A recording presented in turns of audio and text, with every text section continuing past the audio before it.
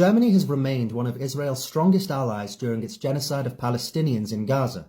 Some commentators have suggested this support comes from Germany's historic guilt over the Holocaust, but a closer look suggests that this support is a continuation of Germany's long-standing genocidal and anti-Semitic culture and politics that produced the Holocaust in the first place. Germany was among the most violent and genocidal countries of the 20th century. The first genocide of the 20th century was done by Germany in Namibia. Between 1904 to 1908, Germany undertook a campaign of ethnic extermination and collective punishment against the indigenous Herero and Nama population, killing around 100,000 people and imprisoning them in German-made concentration camps where the majority died of disease, abuse, and exhaustion. Germany was a main belligerent in the First World War, which left over 40 million dead between 1914 to 1918. And after that war, the Nazi Party emerged in Germany, coming to power in the 1930s, and were responsible for the extermination of 6 million Jews across Europe, as well as around 1 million Roma gypsies, disabled people, homosexuals, Jehovah's Witnesses, political dissidents, and other minorities. That is on top of the around 30 million people killed by the Nazis themselves in the war with the Allied forces trying to stop Hitler. During this time, white Germans believed themselves to be the master race, harbouring a deep sense of hatred and disgust towards Jews and other minorities, considering them to be subhuman and unworthy of life on this planet. But here is where it gets interesting. While the vast majority of Jews living in the Third Reich were enduring horrific persecution across Europe, leaders of the Zionist movement actually collaborated with the Nazis in 1933 to facilitate the migration of Jews to Palestine, enabling the Nazis to remove Jews from Europe. The Nazis had acquired political power in Germany in 1932 and began discussing what to do about the, quote, Jewish question. Suggestions at the time included expelling Jews from Germany and the encouragement of voluntary immigration. Combined with this, the Nazi Party members engaged in a range of intimidation, humiliation, and assault tactics on the German Jewish population, including arbitrary detention, throwing of smoke bombs, smashing of properties, and other violent means of instilling fear among Jewish communities. In response to this, Jewish leaders across Europe spearheaded an international anti-Nazi boycott to prohibit the sale and trade of all German goods, to apply pressure on the Nazis to desist. Within months of the agreement, the boycott began having a serious impact on the German economy. However, in August 1933, the Zionist Federation of Germany broke this boycott by entering talks with the Nazi officials to establish the Havara Agreement. Hitler's solution to the Jewish question at the time was to expel Jews from Germany. At the same time, leaders of the Zionist movement believed that Jews could never be truly secure in Europe and sought to establish a new homeland for the Jewish people. The Havara Agreement between the Zionist Federation of Germany and the Nazi government settled this Jewish question by entering an economic agreement to assist Jews to leave Europe and settle in Palestine, and in exchange, the Jewish settlers would purchase goods from Nazi Germany, thereby undermining the international boycott. Leaders of the boycott movement were alarmed by this deal. As historian Edwin Black put it, the transfer agreement tore the Jewish world apart, turning leader against leader, threatening rebellion and even assassination, end quote. This was a major turning point for the Zionist movement, and the effort to establish a new Jewish homeland in Palestine, pursuant to the Balfour Declaration provided by the British, began to gain traction.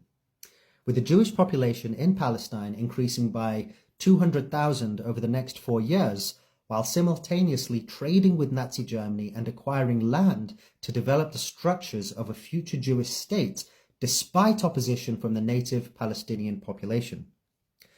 What is important here is that the resettlement of Jews from Europe to Palestine took place in partnership with the Nazis in solving the, quote, Jewish question by expelling them from Europe.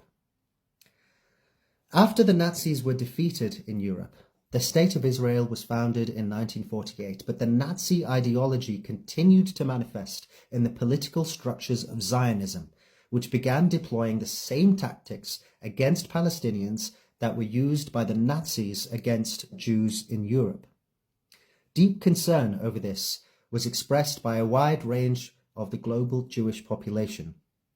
In August 1948, a letter written by Jewish intellectuals, including Albert Einstein and Hannah Arendt, raised concerns over the massacre of Palestinians in the village of Deir Yassin that had taken place in April 1948. In a letter to the New York Times later that same year, they stated, quote, "Terrorist bands attacked this peaceful village, which was not a military objective in the fighting, killing most of its inhabitants, 240 men, women, and children, and kept a few of them alive to parade as captives through the streets of Jerusalem." End quote. The letter also stated that the newly established Israeli Freedom Party, which is now the Likud Party, the current ruling party of Israel, is, quote, "a political party closely akin in its organization, methods, political philosophy, and social appeal to the Nazi and fascist parties. It was formed out of the membership and following of the former Irgun Zvi Lumai, a terrorist, right-wing, chauvinistic organization in Palestine." End quote. What's important here is that leading Jewish figures who had themselves been persecuted by Nazis were describing the Freedom Party of Israel as akin to the actual Nazis. What I find fascinating is that we are seeing the same dynamic today. Around the world, Jewish leaders are calling for a ceasefire and condemning the occupation, apartheid, ethnic cleansing, and genocide of the Palestinian people.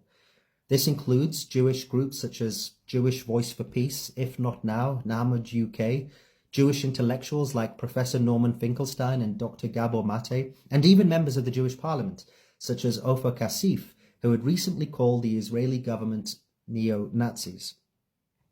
Simultaneously, we are finding direct parallels between German politics in the 1930s and that of today. The right-wing Alternative for Deutschland party, which polls at over 20% in Germany, is deploying the same rhetoric towards ethnic minorities, promoting a hostile environment through migrant pushbacks and supported voluntary migration, while espousing a racist ideology underpinned by white supremacy. Interestingly, official statistics in Germany show that the majority of actual anti-Semitic hate comes from the right wing, and especially those supporting the AfD. Germany's own anti-Semitism commissioner, Felix Klein, has recently expressed concern about the resurgence of the far-right AfD, while commentators around the world have described the AfD as fascist and mimicking the same tendencies as the Nazis in 1930s Germany. Charlotte Knobloch, former president of the Central Council of Jews in Germany, stated that, quote, "With the AfD, exclusion, inwardness, aggression, contempt for humanity, conspiracy theories, Volkisch nationalism, neo-Nazism, violating the constitution, Holocaust denial, anti-Semitism, racism, anti-religiousness, hostility towards the media and Europe, revisionism, and historical relativism move into the Bundestag and its national and international bodies." End quote. But what is interesting is that while concerns have been raised about anti-Semitism within the AfD, the party itself is a strong supporter of Israel, including while its genocide of Palestinians is underway. A report by the Times of Israel titled, quote, "Loathed by Jews, Germany's far-right AfD loves the Jewish state," end quote, states that the party, despite its anti-Semitic and xenophobic views, redolent of the Nazis, is actually staunchly supportive of Israel.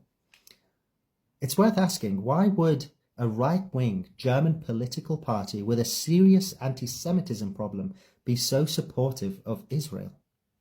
What we do know is that despite calls from Jewish leaders worldwide, Germany is now supporting Israel in the International Court of Justice as a third party, where Israel is charged with genocide, while simultaneously German arms sales to Israel have increased by 1,000% since the genocide began. At the same time, a coalition of people from all cultures, backgrounds, and religions, including hundreds of thousands of Jews, are uniting to end Israel's genocide in Gaza and oppose Germany's unflinching support for the Israeli government. Anyway, just something to think about.